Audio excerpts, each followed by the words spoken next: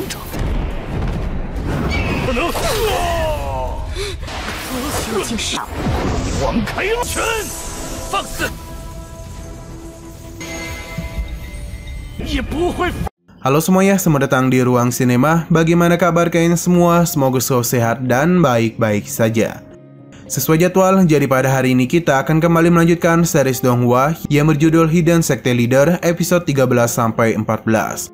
Di bagian sebelumnya kita sudah diperlihatkan oleh kedatangan Wu Xuanyu yang tidak sengaja tiba di Sekte Immortal. Keberadaannya itu membuat Jiang Beichan langsung merekrutnya menjadi seorang murid sesuai dengan tugas yang diberikan oleh sistem. Setelah berhasil merekrut Wu Xuanyu, Jiang Beichan pun mendapatkan imbalan sebuah bangunan sekte berupa pavilion kitab suci. Namun sayangnya seluruh buku yang ada di sana masih kosong dan tidak ada isinya. Maka dari itu sistem kembali memberikan tugas kepada Jiang Beichan untuk memusnahkan sekte Raja Hantu. Jika Jiang Beichan berhasil menyelesaikan misinya, maka seluruh buku di 4 lantai pertama di pavilion kitab suci akan diisi dengan tulisan-tulisan.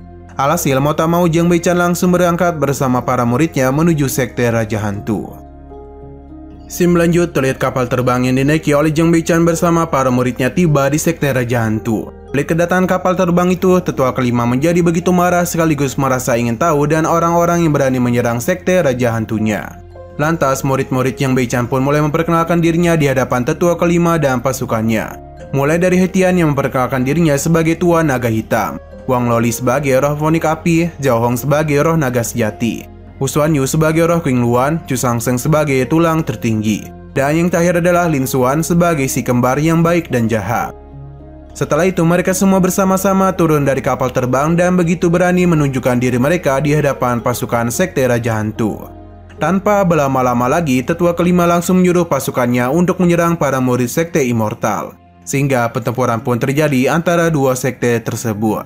Pada pertarungan itu, ketika Hetian sedang melawan salah satu prajurit musuhnya, tiba-tiba saja dia itu ingin diserang oleh dua prajurit musuh lainnya dari arah belakang. Untung saja Wu Xuanyu dan cepat menolong Hetian dan menyerang kedua prajurit musuh tersebut. Di waktu yang bersamaan, nampak Lin Xuan yang mulai menggila dan berhasil mengalahkan dua prajurit musuh dengan mudah.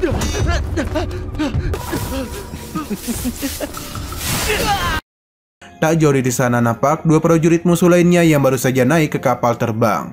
Namun bukannya melawan kedua musuh itu, Jiang Beichan justru merasa ketakutan dan segera melompat dari kapal. Sementara itu Zhao Hong terlihat sedang berhadapan dengan 4 prajurit musuhnya. Meskipun hanya sendirian saja, tapi Zhao Hong mampu memberikan perlawanan dan berhasil mengalahkan mereka semua.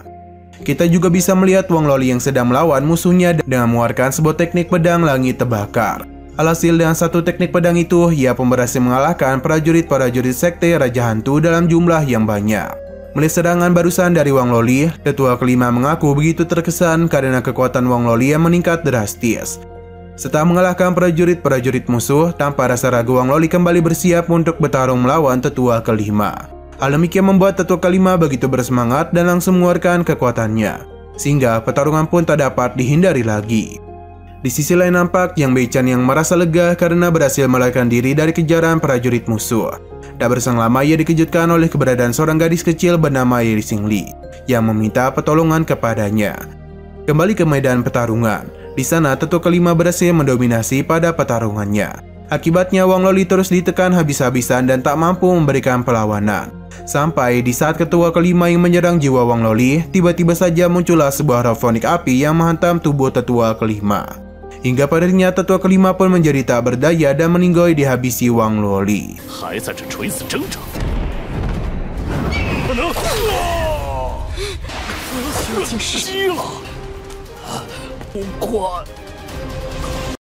Tak jauh di sana terlihat bangunan sekte Raja Hantu yang mulai runtuh akibat kemarahan Guru Agung.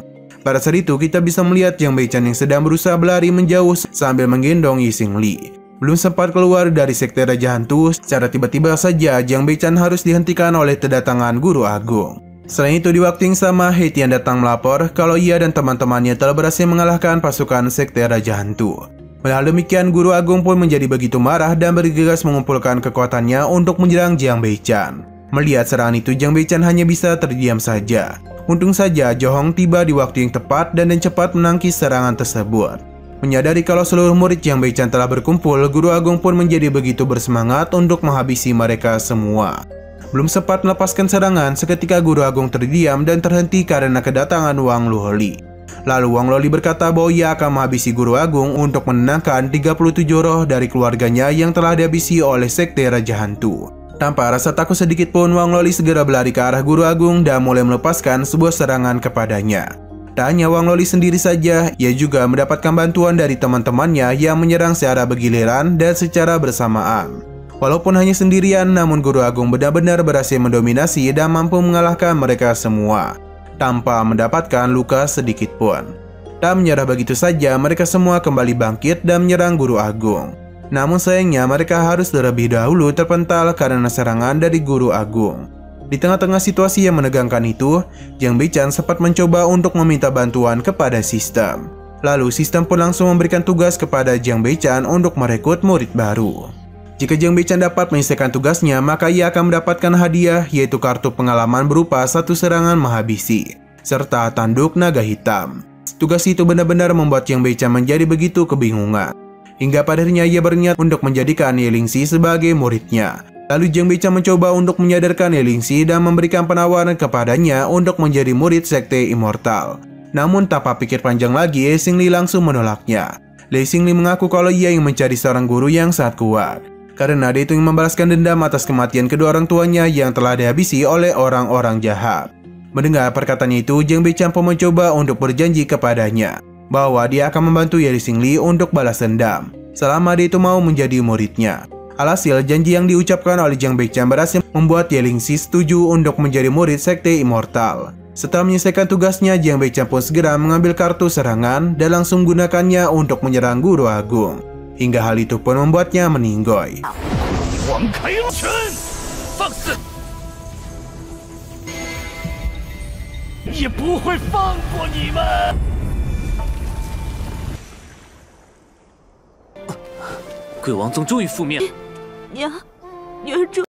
Selepas mengalahkan Guru Agung, Jiang Beichan menegur murid-muridnya. Pasalnya, Jiang Beichan sebelumnya telah memerintahkan mereka agar tidak bertarung menghadapi Guru Agung yang jelas-jelas bukanlah tandingan mereka.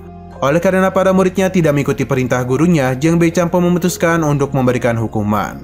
Bukannya memberikan hukuman yang memberatkan, Jiang Beichan justru membuat para muridnya bahagia karena mereka hanya diwajibkan untuk membaca 2 buku di Pavilion Kitab Suci selama 3 hari. Setelah itu, Jiang Beichan mulai memperkenalkan Ye Lingxi sebagai murid baru di Sekte Immortal. Melihat keberadaan Ye Lingxi, He Tian, Hu Xuanyu, dan yang lainnya merasa sangat gemas dengan sosok Ye Lingxi yang begitu imut. Di malam yang sama, tepatnya di Sekte Wusao, para penetua terlihat baru saja mendengar kabar mengenai musnahnya Sekte Raja Hantu. Mendengar informasi itu, para penetua pun menjadi begitu terkejut, pasalnya Sekte Raja Hantu adalah salah satu sekte yang berada di bawah perlindungan Sekte Wusao. Oleh karena itu, mereka memutuskan untuk mengusut tuntas masalah itu dan menghabisi seluruh orang yang memusnahkan Sekte Raja Hantu. Kembali ke kapal terbang, para murid Sekte Immortal mengatakan bahwa mereka berhasil mengambil seluruh batu roh milik Sekte Raja Hantu dan menyimpannya di cincin penyimpanan. Menyadari hal demikian, Jiang Beichan pun menjadi begitu gembira dan merasa kalau sektenya akan menjadi kaya raya. Di waktu yang sama, sistem mengucapkan kata selamat kepada Jiang Beichan karena saldonya sudah berhasil mencapai standar, sehingga Jiang Beichan akan dihadiahi seluruh batu roh yang ia dapatkan akan diubah dan dikembangkan menjadi nadi spiritual.